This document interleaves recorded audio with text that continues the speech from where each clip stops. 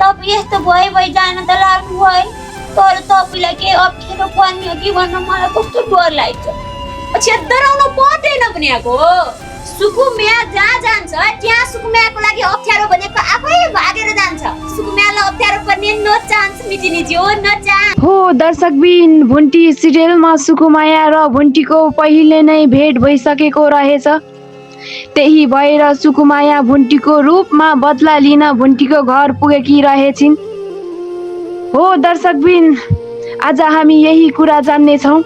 आशा गौतम र Sukumaya TV official YouTube च्यानलबाट दैनिक रूपमा प्रसारणमा आइरहेको भुन्टी सिरियलमा भुन्टी र सुकुमायाको ठुलो चर्चा भइरहेको छ।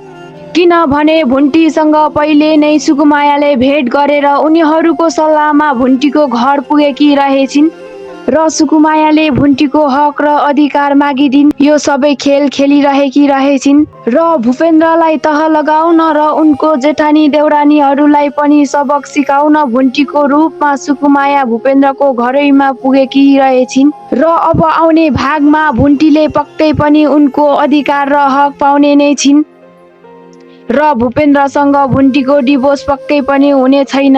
तर भूपेन्द्रको सम्पत्ति भने भुन्टीको नाममा हुने नै छ। सुकुमायाको आफ्नो मितिनी प्रति माया देख्दा धेरै खुसी लागेको छ।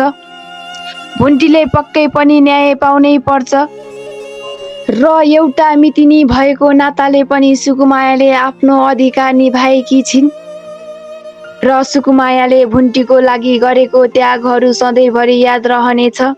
र अनि भुन्टी र सुकुमाया एकसाथ देख्न पाउँदा तपाईहरूलाई कस्तो लागेको छ कमेन्ट गर्न नबिर्सिनु होला।